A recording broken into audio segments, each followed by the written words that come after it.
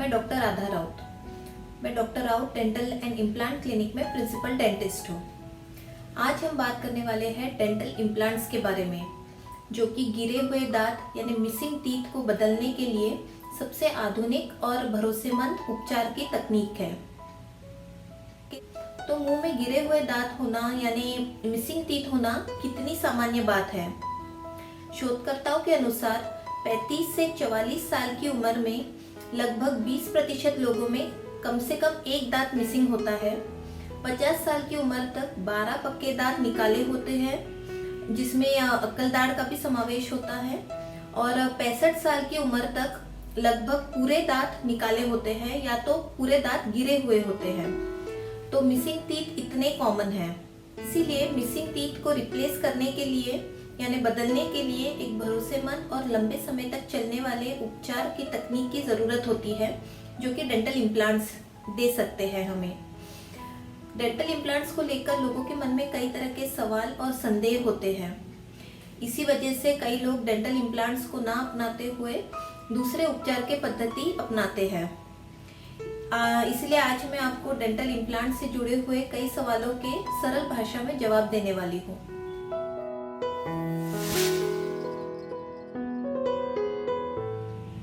Dental implants क्या है? तो डेंटल इम्प्लांट्स किसी दांत के कृत्रिम जड़ की तरह काम करता है। उसे हड्डी में बिठाया जाता है और बाद में उस पे कैप, ब्रिज या डेंचर बिठाया जाता है। डेंटल इम्प्लांट्स ज़्यादातर टाइटेनियम धातु से बनाया जाता है।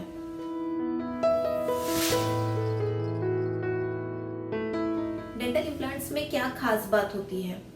डेंटल इम्प्लांट्स टाइटेनियम धातु से बनाया जाता है, जो कि हमारे हड्डी के साथ बायोकम्पैटिबल होता है।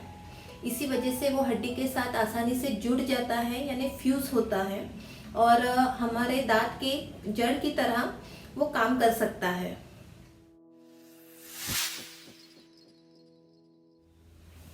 डेंटल इम्प्लांट्स के बारे में क्यों सोचें? एस्थेटिक्स यानी लुक्स, सौंदर्य, ब्यूटी ये सबसे कॉमन कारण है जिस वजह से लोग गिरे हुए दांत की जगह पे नया दांत बिठाते हैं। डेंटल इम्प्लांट्स से लुक्स के मामले में सबसे अच्छा नतीजा मिलता है, क्योंकि वे नेचुरल दांत यानी प्राकृतिक दांत का रूप और कार्य में पूरी तरह से अनुकरण करते हैं।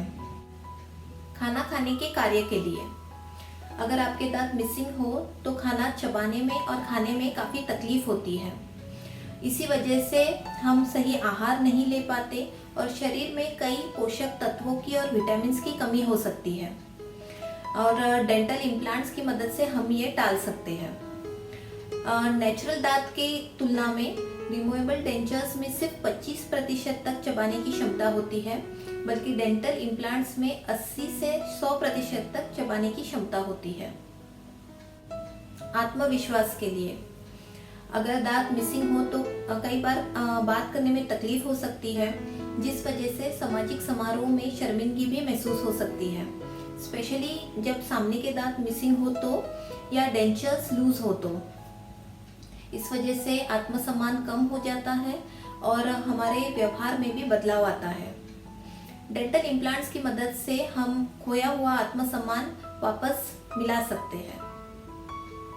जबड़े की हड्डी को स्वस्थ बनाए रखने के लिए अगर किसी मिसिंग दांत को वापस ना बिठाया जाए तो उसका अंदर की हड्डी पर बुरा असर होता है और वो नीचे नीचे सरकने लगती है। इस वजह से कई बार जो बाजू के दांत हैं वो उस खाली जगह में झुकने की कोशिश करते हैं और जो अपोजिंग दांत है वो भी नीचे सरकने लगता है। इस वजह से पूरा बैलेंस बिगड़ जाता है और चेहरे का आकार भी बदल सकता है। डेंटल इम्प्लांट्स की मदद से हम ये सब होने से टाल सकते हैं। अच्छा मौखिक स्वास्थ्य बनाए रखने के लिए डेंचर्स और ब्रिज के मुकाबले डेंटल इम्प्लांट्स मौखिक स्वास्थ्य बनाए रखने में बहुत बेहतर होते हैं, क्योंकि उन्हें हमारे प्राकृतिक दांतों जैसे ही साफ रखा जाता है और उनका वैसे ही ख्याल रखा जाता है। टिकाऊपन यानी ड्यूरेबिलिटी अगर किसी दंत विशेषज्ञ के हाथों डेंटल इम्प्लांट्स को बिठाया जाए तो डेंटल इम्प्लांट्स को सबसे सुरक्षित, टिकाऊ और सक्सेसफुल उपचार का विकल्प माना जाता है और उसका सक्सेस रेट भी 95% तक होता है।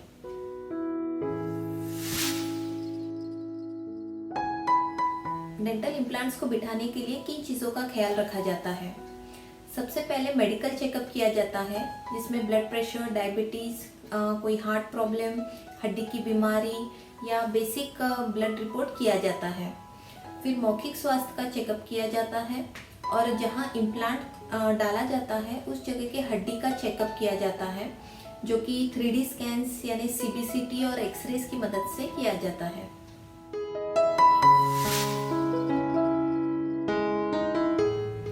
सबसे कॉमन सवाल जो लोगों के मन में आता है वो है कि डेंटल इम्प्लांट के ट्रीटमेंट में कितना समय लगता है। डेंटल इम्प्लांट की ट्रीटमेंट 3 स्टेजेस में यानी 3 चरणों में विभाजित की गई है। सबसे पहले स्टेज में डेंटिस्ट एनेस्थीसिया की मदद से इम्प्लांट को हड्डी में बिठाते हैं। जब ये इम्प्लांट बिठाते हैं तो जहाँ इम्प्लांट बिठाया है उस जगह पे थोड़ा डिस्कम्फर्ट हो सकता है, जो कि दांत निकालने के समय से काफ़ी कम होता है।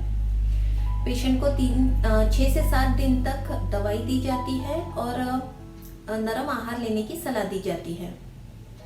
दूसरा होता है हीलिंग फेज। इस फेज में इम्प्लांट हड्डी से जुड़ता है, जिसे हम ओशो इंटीग्रेशन कहते हैं।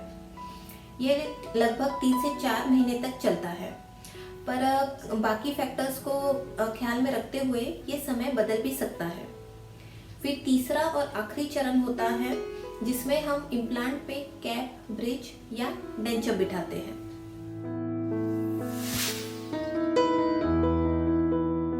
डेंटल इम्प्लांट्स की लिमिटेशंस यानी सीमाएं क्या है? डेंटल इम्प्लांट सभी पेशेंट्स में संभव नहीं होते, यानी जिनमें कोई मेडिकल प्रॉब्लम हो, मुंह की समस्याएं हो या हड्डी की कोई बीमारी हो, तो इन लोगों में डेंटल इम्प्लांट्स पॉसिबल नहीं होते। फिर डेंटल इम्प्लांट्स बाकी ट्रीटमेंट विकल्प यानी ब्रिज और डेंचर के मुकाबले थोड़ा ज़्यादा समय लेते हैं, पर जैसे आप जानते हैं कुछ अच्छा करने के लिए थोड़ा समय तो लगता है। फिर डेंटल इम्प्लांट्स बाकी ट्रीटमेंट ऑप्शन से थोड़े महंगे होते हैं, पर वो ज़्यादा समय तक टिकते हैं और मौखिक स्वास्थ्य को भी बनाए रखते हैं।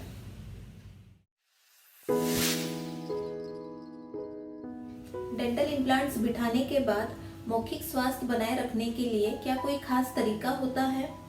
नहीं।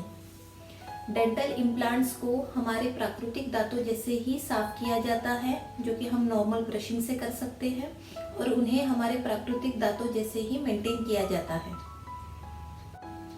तो अब आपको डेंटल इम्प्लांट्स के बारे में काफ़ी जानकारी मिल गई है। तो अब आप क्या करवाना चाहेंगे, ब्रिज, डेंचर या dental implants? Choice is yours. अगर आपको डेंटल इम्प्लांट से जुड़े हुए कोई भी सवाल हो तो आप कमेंट बॉक्स में लिख के हमें भेज सकते हैं। Thank you.